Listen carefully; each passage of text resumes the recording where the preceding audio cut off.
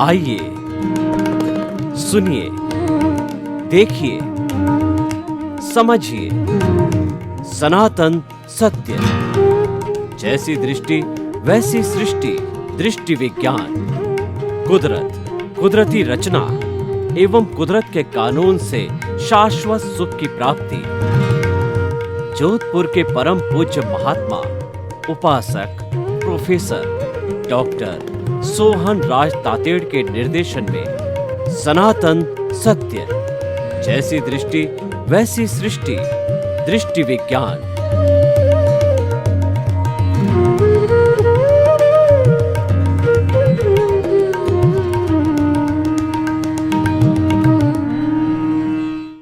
आज का हमारा अति उत्तम विषय पर्यावरण संरक्षण। पर्यावरण किसे कहते हैं? जिस वातावरण के अंदर हम जीते हैं उसके इर्द गिर्द, उसके चारों तरफ पेड़ पौधे, पशु पक्षी, मनुष्य, वनस्पति जहाँ पर निवास करते हैं उसको पर्यावरण कहते हैं। यानी जहाँ पर चेतनता होती है, जहाँ जीवन होता है उसको पर्यावरण कहा जाता है। और ये सारा पर्यावरण मिलकर के ये सृष्टि बनती है, कॉस्मॉस बनती है, दुनिया कहते हैं उसको वर्ल्ड कहते हैं, विश्व कहते हैं, संसार कहते हैं, ब्रह्मांड कहते हैं। तो इस पर्यावरण को संरक्षण करना किसकी जिम्मेवारी है? देखिए, पर्यावरण को मेंटेन करने वाली तो हमारी कुदरत है, वो स्वयं इसको मेंटेन करती है, लेकिन कोई इसको डिस्ट्रॉय न करे। तो डिस्ट्रॉय कौन करता है? पर्यावरण को सबसे ज़्यादा डिस्ट्रॉय करने वाला मनुष्य है, क्योंकि तेज बुद्धि मनुष्य की है। दूसरे तो बेचारे पशु पक्षी है या अन्य छोटे बड़े जानवर है, वो तो उनका तो पर्यावरण के संरक्षण में वो तो सहयोगी होते हैं, वो अधिक जो है पर्यावरण का नाश नहीं करते। परंतु मनुष्य जो है अपनी बुद्धि का दुरुपयोग करके और वो लालच के अंदर चला जाता है। लालच में जाने के कारण वह पृथ्वी का पेट फोड़ करके उसमें से पेट्रोलियम, खनिज पदार्थ, पानी इत्यादि निकाल करके और गहरा गहरा 10,000 फुट तक गहरा चला जाता है। ये तो पृथ्वी। दूसरा जल के अंदर जो है दूषित पदार्थ छोड़ता है कि जो केमिकल्स के कारखाने लगाए जाते हैं और अपनी फैक्ट्रियों का वेस्ट है और जनता का वेस्ट है, वो सारा जो है, जो हमारी नदियाँ हैं, नाले हैं, तालाब है, उसके अंदर डाल करके उसको दूषित कर देते हैं। और वही दूषित पानी वापस जब हमारे पास में पंपिंग होकर के आता है तो दूषित पानी पीने के लिए हम बाध्य हो जाते हैं। तीसरा हमारा कॉन्स्टिट्यूएंट्स है पृथ्वी, जल और अग्नि। अग्नि को देखिए कि कितना बड़ा जो है ये पेट्रोल जला करके, डीजल जला करके और बहुत सी फैक्ट्रियों के अंदर अग्नि का उपयोग करके कितना अग्नि को दूषित किया जा रहा है। ये अग्नि तो हमारे भोजन पकाने में काम आती, जिसको जठरा अग्नि कहते हैं, और हमारे शरीर में भी ताप होना जरूरी है। अग्नि से बहुत से जो स्टील इत्यादि प्रोडक्ट भी बनते हैं, इसका सदुपयोग होना चाहिए। परंतु इंसान ने अपने जो है वो लोभ के कारण इसका दुरुपयोग करना चालू कर दिया। और वायु को देखिए, वायु के अंदर चिमनियों का धुआं छोड़ा जा रहा है, व्हीकल्स का धुआं छोड़ा जा रहा है और अन्य गैसें जो है इस हमारे वायुमंडल में छोड़ी जा रही है। इस कारण से वायुमंडल के अंदर जो प्राण वायु ऑक्सीजन है उसकी तो कमी होने लग गई है और कार्बन डाइऑक्साइड इत्यादि जो है गैसें बढ़ती जा रही है, जो कि मनुष्य के जीवन के लिए खतरा है। मनुष्य को शुद्ध प्राण वायु भी नहीं मिलती है। आप दिल्ली जैसे बड़े बड़े शहरों को देखिए कि वहाँ पर जो है वो वायुमंडल इतना दूषित हो गया है कि सांस लेना भी दूभर हो गया है। पृथ्वी, जल, अग्नि, वायु और आकाश को भी देखिए, आकाश के अंदर कितनी धूल छोड़ी जाती है, कितने निर्माण के काम होते हैं, वो सारी जो है मिट्टी वगैरह है वो आकाश के अंदर ही जाती है। और जितना भी जो है ये चिमनियों का धुआं वगैरह है वो भी अल्टीमेटली आकाश के अंदर ही जाता है और आकाश दूषित होता है। अब आप देखिए, पृथ्वी, जल, अग्नि, वायु और आकाश, इससे सारा जो ये हमारा क्लाइमेट बना है, इससे सारा ये सृष्टि बनी है, ये पर्यावरण बना है और वही दूषित हो रहा है, तो फिर मनुष्य और दूसरे प्राणी कैसे जिंदे रहेंगे?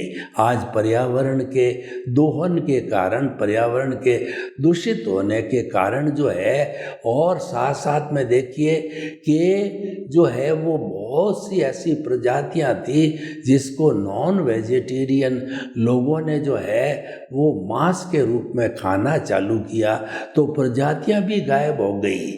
चाइना एक ऐसा देश है जहाँ पर जो है मीट की जो मंडी लगती है तो सैकड़ों तरह के जो जानवर होते हैं वहाँ पर बेचे जाते हैं, लोग उसको खाते हैं और लोग उनकी हत्या करते हैं। तो ये पर्यावरण के द्रोही हैं। जो लोग पर्यावरण का जो है दोहन करते हैं, प्राणियों की हिंसा करते हैं, तो उनके लिए कहा जाता है पंचेंद्रिय वध करना, मांस, मिट्टी वगैरह खाना, शराब पीना और ऐसे ऐसे गुनाह करने से व्यक्ति को नारकी मिलती है और वो व्यक्ति 7वीं नारकी तक भी जा सकता है, यानी वो उसका जीवन जो आने वाला है वो दुखमय हो जाता है।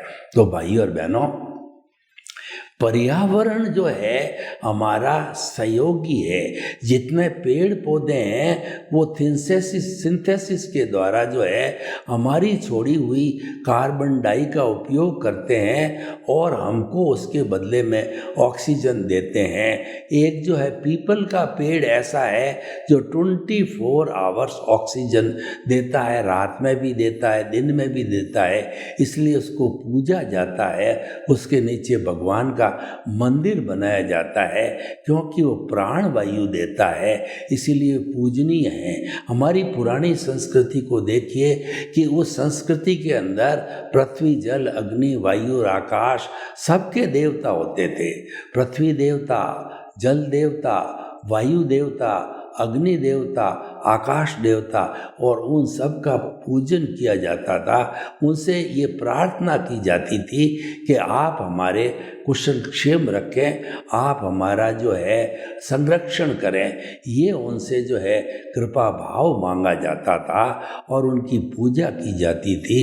तो आजकल तो जो है प्रकृति की पूजा करना तो दूर हुआ, मनुष्य तो प्रकृति का दोहन करने के लिए लग गया है, शोषण करने में लग गया। लेकिन ये संकेत अच्छे नहीं हैं। आज जो है वैज्ञानिक ये कह रहे हैं कि हमारी इस पृथ्वी के ऊपर पानी का इतना जो है वेस्टेज किया जाता है कि भय है कि आने वाला जो तीसरा युद्ध होगा वो साम्राज्य के लिए नहीं लड़ा जाएगा, वो पानी के लिए लड़ा जाएगा, क्योंकि पानी की इतनी स्कैर्सिटी हो जाएगी। और आज भी देखो अशुद्ध पानी पी करके लाखों बच्चे मरते हैं, लोग मरते हैं, क्योंकि जो है पूरा मिला करके पृथ्वी के ऊपर जितना पानी की आवश्यकता है उतना शुद्ध पानी उपलब्ध भी नहीं हो रहा है। तो भाइयों और बहनों, ये सारा हमारा पर्यावरण का संकट चल रहा है। इस संकट को दूर किया जाना चाहिए। इस संकट को दूर करने के लिए क्या क्या उपाय हो सकते हैं? एक तो क्या है कि व्यक्ति को अपना इच्छा परिमाण करना पड़ेगा, अपने जो है कामनाओं पे, इच्छाओं पे अंकुश लगाना पड़ेगा, संतोष करना पड़ेगा, संतोषम परम सुख के सिद्धांत पे चलना पड़ेगा। गोधन, गज धन, बाजी धन और रतन धन खान, जब आवे संतोष धन, सब धन दूरी समान। यानी पर्यावरण संरक्षण के लिए हमारे को संतोष करेंगे तो हमारी कामनाएं नहीं बढ़ेगी, हमारी तृष्णाएं नहीं बढ़ेगी, हमारी इच्छाएं नहीं बढ़ेगी। जब इच्छाएं पर अंकुश लग जाएगा तो जो है हम हर चीज़ का जो है उत्पादन कहिए, उपयोग कहिए, वह लिमिट के अंदर करेंगे। और जो दूसरा कारण है कंज्यूमरिज्म, आज जो है एक मानसिकता चली है कि मास प्रोडक्शन किया जाए, ज़्यादा से ज़्यादा सेल किया जाए, ज़्यादा से ज़्यादा लोग प्रोडक्ट का उपयोग करें ताकि कि उनके मैन्युफैक्चरिंग वालों को ज़्यादा से ज़्यादा लाभ हो सके, वो कुबेरपति बने।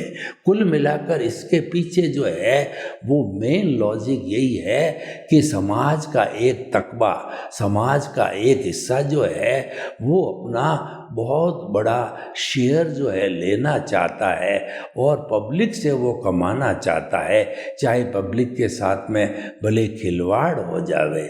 तो भाई और बहनों, हमारे को देखना है कि हर सूरत में हमको पर्यावरण का संरक्षण करना पड़ेगा। पर्यावरण केवल हमारे इस जनरेशन के लिए भी नहीं है, आने वाली जनरेशन के अंदर भी यही पर्यावरण काम आएगा। तो इसको हम दूषित करके छोड़ के जाएंगे तो उनको जो विरासत के अंदर दूषित पृथ्वी, जल, अग्नि, वायु और आकाश मिलेगा तो वो बेचारे लूले, लंगड़े, अपाहिज, मूक, बधिर जो है पैदा होंगे। क्योंकि आखिर जो है ये सारा हमारा स्वास्थ्य है ये पर्यावरण पर ही निर्भर होता है। और हम जो हमारी जो विटालिटी बनती है, यानी कि जो हम मन, वचन, काया की प्रवृत्तियां करते हैं, उन प्रवृत्तियों का जो सारा जो विटालिटी है वो हमारे जो भोजन, पानी और ऑक्सीजन और उसके साथ साथ में ताप, गर्मी, सूर्य की गर्मी से मिलता है। ये भी सारा प्राकृतिक वातावरण होता है। सूर्य की जो गर्मी है उससे विटामिन डी होता है। और इन सभी के अंदर जो आजकल डॉक्टर हमको सप्लीमेंट्री दे रहे हैं, vitamin A, vitamin B, vitamin C, vitamin D, वो सारा का सारा प्रकृति से आता है। क्योंकि प्रकृति ही है, नेचर माँ है, वह कुदरत है, वही हमको जन्म देती है, वही हमारा भरण पोषण करती है और अल्टीमेटली हम इसमें विलीन होते हैं। पंचभूत का पतला पंचभूत में विलीन होता है। पृथ्वी में, जल में, अग्नि में, वायु में और आकाश में विलीन हो जाती है। इसीलिए इस पर्यावरण की जो एनर्जी टोटल है वो कभी बदलती नहीं, वो एक समान रहती है। आइंस्टीन ने एक सिद्धांत दिया, E=mc²। E का अर्थ होता है एनर्जी, M का मतलब मास, C² कांस्टेंट होता है। यानी कि जो है वो ये सारी एनर्जी भूत, भविष्य, वर्तमान में एक समान होती, कोई गड़बड़ नहीं होती है। लेकिन ये जो परिवर्तन दिखाई दे रहा है, ये परिवर्तन सारा जो है कन्वर्शन से होता है। ठोस द्रव में बदलता है, द्रव गैस में बदलता है और गैस है वो वाइब्रेशंस के अंदर बदलती है। तो इस तरीके से जो है ये सारा हमारा पर्यावरण का संरक्षण होता है। और ख़ास तौर से मनुष्य को देखना है कि वह पर्यावरण का संरक्षण करे, क्योंकि सबसे ज़्यादा डेवलप्ड मन, बुद्धि, चित्त है या अहंकार है वो सारा मनुष्य में ही है। और मनुष्य एक ऐसा है जो कि जो है प्रकृति के साथ में खिलवाड़ करता है। उस खिलवाड़ को, उस लोन को, उस एक्सप्लॉइटेशन को हमें हर हालत के अंदर हमारी आने वाली जनरेशन के लिए रोकना पड़ेगा।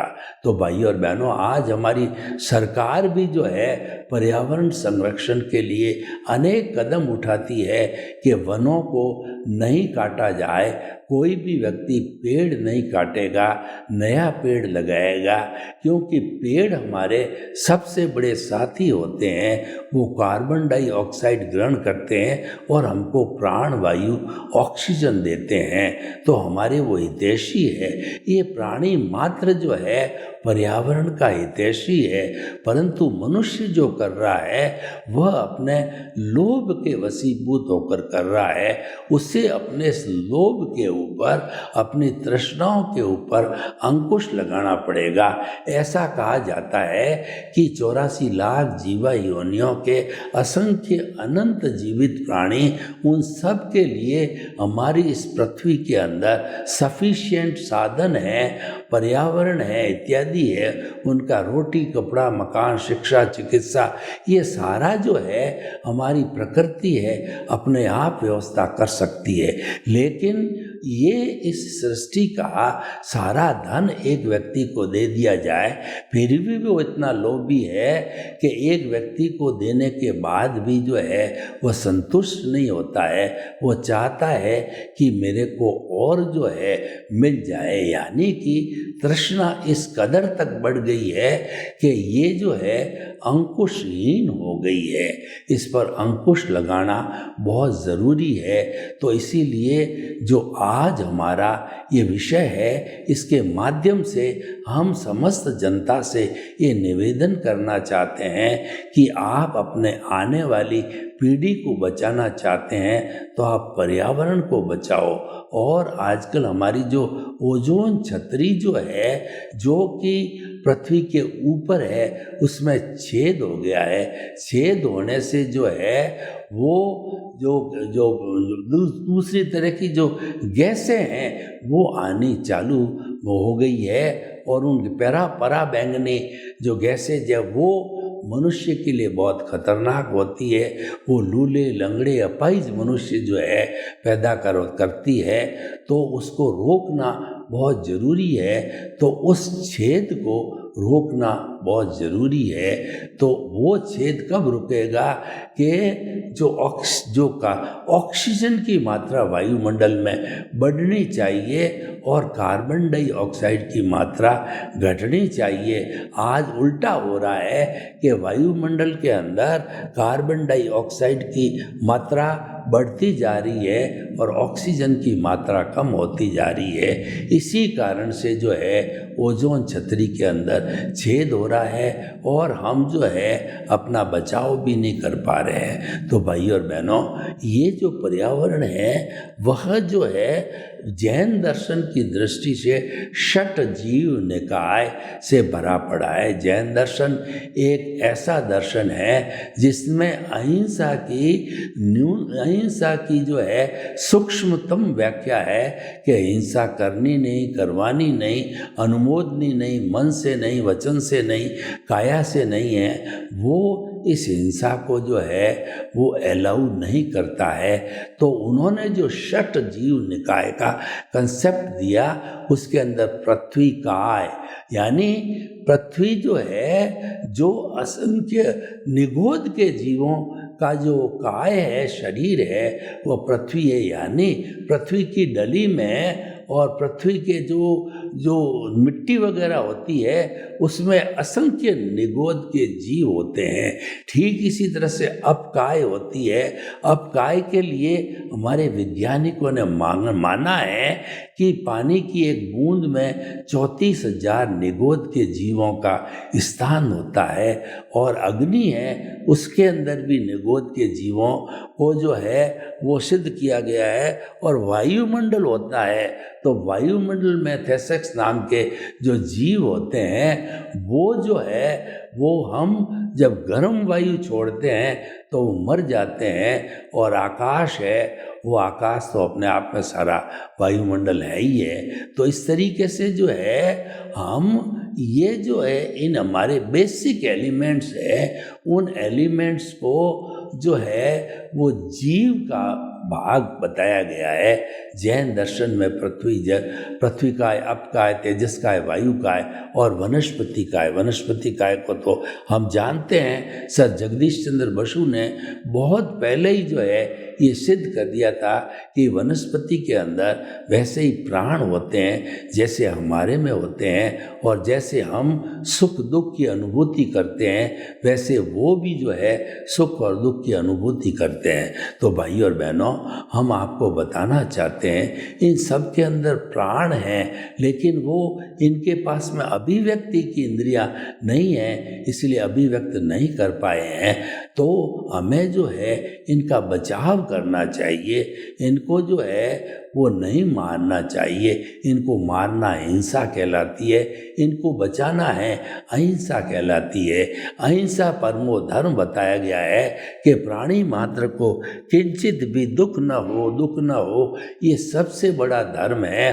परहित सरिस धर्म नहीं भाई, पर पीड़ा सम अधमाई, यानी कि दूसरा का हित, दूसरे का भला करने के समान में कोई धर्म नहीं है, और दूसरे को पीड़ा पहुंचाने के समान भी कोई धर्म नहीं है। ये हमारे व्यवहारिक जीवन में हम देखते हैं कि किसी को पीड़ा पहुंचाते हैं तो बेचारे को कितना कष्ट होता है और कितना दुख होता है। चाहे छोटा जानवर हो तो वो अभिव्यक्त नहीं कर सकता, बड़ा तो अभिव्यक्त कर लेता है। तो भाई और बहनों, पर्यावरण संरक्षण है ये मनुष्य की सबसे बड़ी जिम्मेवारी है। हम जितने भी 7.8 अरब की जनसंख्या के लोग आज इस पृथ्वी पर हैं, तो इस एपिसोड के माध्यम से हमको संकल्प लेना चाहिए कि हमारे इर्द गिर्द जो पर्यावरण है उसकी रक्षा करने में हम सहयोगी बनेंगे, और किसी भी सूरत के अंदर पर्यावरण को हानि नहीं पहुँचे, पर्यावरण का एक्सप्लोटेशन नहीं हो, तो वैसा जो है हम नहीं करना चाहिए हमें। तो मनुष्य जब जो है सबसे बड़ा सभ्य प्राणी है, जब वो ऐसा करना छोड़ जाएगा तो हमारा पर्यावरण है वो एकदम 100% सुरक्षित रहेगा, संरक्षण में रहेगा। और मनुष्य को तो जो कोई अन्य इसको वायुमंडल को जो है खराब कर रहा है, बुरा कर रहा है, पॉल्यूट कर रहा है, तो उसको जो है साड़ना वाड़ना करनी चाहिए, ये उसका फर्ज होना चाहिए। उसे खुद जो है इसको नहीं करना चाहिए।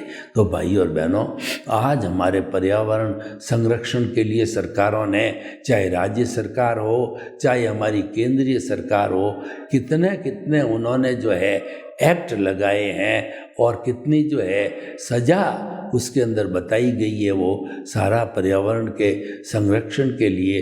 तो उसका हमें पालन करना चाहिए और भारत के हर नागरिक को पर्यावरण संरक्षण हो उसमें रुचि लेनी चाहिए। और हर व्यक्ति जो है वो पर्यावरण का जो है के अंदर ही जीवन यापन करता, बिना पर्यावरण के हमारा जीवन जो है नहीं चल सकता। जैसे कि जितनी छोटी छोटी जो है हमारी ये जो कहना चाहिए वनस्पति है, वो मनुष्य का भोजन है। जो शाकाहारी लोग हैं वो वनस्पति का भोजन करते हैं, वनस्पति पर आधारित होते हैं। तो उनको जो है वो इस बात का पूरा ध्यान रखते हैं कि क्योंकि हम उन पर आधारित हैं तो उनको किसी प्रकार का कष्ट न हो, उनकी हिंसा नहीं हो, उसका हमें पूरा ध्यान रखना पड़ेगा। तो भाई और बहनों, ये जो पर्यावरण संरक्षण का जो आज चैप्टर है उसको हमें बहुत गहराई से जाकर और हमारा जो विद्यार्थी वर्ग है उनको बताना चाहिए कि आप ज़्यादा से ज़्यादा पेड़ उगाएं, पौधे लगाएं, क्योंकि आने वाली जो जनरेशन यही बड़े होकर के राष्ट्रपति बनेंगे, प्रधानमंत्री बनेंगे। तो इसीलिए जो है इनके अंदर ये संस्कारों का रोपण करना चाहिए कि ये जो है पर्यावरण का संरक्षण करे। और जब हमारी ये युवा पीढ़ी पर्यावरण का संरक्षण करना चालू कर देगी तो ज़्यादा से ज़्यादा जो चंचलता होती है वो युवा पीढ़ी में ही होती है। तो वो अपनी चंचलता पर अंकुश लगाएंगे तो पर्यावरण का बहुत बड़ा हिस्सा जो है संरक्षित रह सकता है। तो इसीलिए जो है पर्यावरण के संरक्षण के लिए सरकार ने बहुत से डिपार्टमेंट्स बनाए हैं। उन डिपार्टमेंट्स के लोगों को भी जो है पूरा केयरफुल रहना चाहिए कि पर्यावरण का किसी भी तरह से न तो दोहन हो और न एक्सप्लॉइटेशन हो और न ही उसका दुरुपयोग हो, न ही कोई उसको पॉल्यूट करे और न ही कोई गंदा करे। ये हमको ध्यान रखना पड़ेगा, क्योंकि हमारा जो सारा जीवन है वो पर्यावरण से जुड़ा हुआ है। और जैसे हमारा पृथ्वी, जल, अग्नि, वायु और आकाश 5 भूत है, उनके बिना एक क्षण भी काम नहीं चल सकता। हमारा रोटी, कपड़ा, मकान, शिक्षा, चिकित्सा वो पर्यावरण से ही प्राप्त होता है।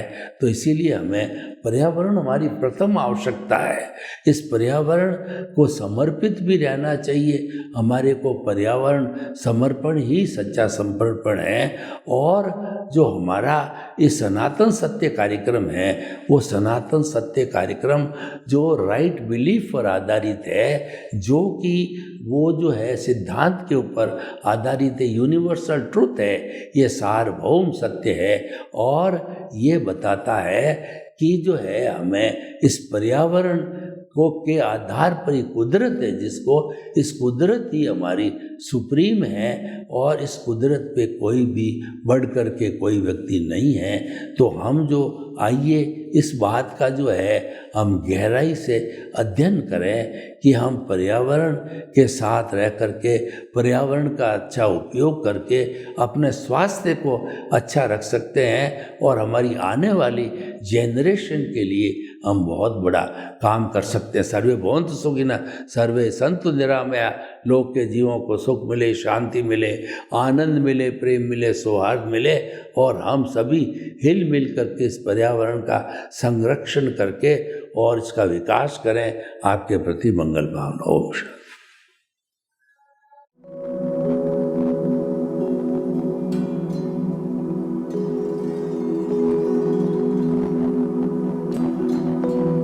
एक ऐसा अंतर्राष्ट्रीय ख्याति प्राप्त मानव जो गुरु प्रेरणा से पिछले 20 वर्षों से वानप्रस्थ जीवन जीते हुए 24 घंटे मानवता की सेवा में संलग्न है। एक ऐसा मानव जो अभी राष्ट्रीय, अंतर्राष्ट्रीय टीवी चैनलों पर 7,500 एपिसोड के माध्यम से सनातन सत्य, आत्मविज्ञान एवं पुनरुत्थान, व्यवहार एवं निश्चय जगत के जीवनोपयोगी विषयों पर हृदय स्पर्शी प्रवचन कर चुका है। उस मानव का नाम है महात्मा उपासक प्रोफेसर डॉक्टर सोहन राज तातेड़। प्रोफेसर तातेड़ द्वारा योग, दर्शन, शिक्षा विषयों पर रचित पीएचडी स्तर के 250 शोध ग्रंथ भारत के 100 प्रतिष्ठित विश्वविद्यालयों में शोधार्थी पढ़ रहे हैं तथा वे सभी शोध ग्रंथ वहां की सेंट्रल लाइब्रेरियों में उपलब्ध हैं। महात्मा सोहन राज ने अभी तक हजारों स्कूलों, कॉलेजों, विश्वविद्यालयों एवं संस्थाओं में सेमिनार, वर्कशॉप, कैंप लगाकर लाखों विद्यार्थियों को योग, दर्शन, शिक्षा का प्रशिक्षण देकर उन्हें सुसंस्कारित किया। डॉक्टर तातेड़ ने भारतीय संस्कृति उत्थान के 4000 से अधिक समसामयिक विषयों पर आर्टिकल लिखकर ऑनलाइन जर्नल, पत्रिकाओं, वेबसाइट्स पर प्रकाशित किया, जिसका उपयोग लाखों पाठक कर रहे हैं। उपासक तातेड़ के 5000 से अधिक आज का सुविचार, आज का शुभ संदेश, आज का मंगल भावना योग आदि चिंतन websites, Twitter, blogger, Facebook, YouTube माध्यमों से लाखों लोग अपना जीवन निर्माण कर रहे हैं। मानवता के मसीहा ऐसे महामानव महात्मा सोहन राज तातेड़ के प्रोफाइल को अभी तक विश्व के 20 लाख दर्शक यूट्यूब पर, 12 लाख गूगल पर एवं लाखों दर्शक फेसबुक, ब्लॉगर, ट्विटर और इंस्टाग्राम पर देख चुके हैं।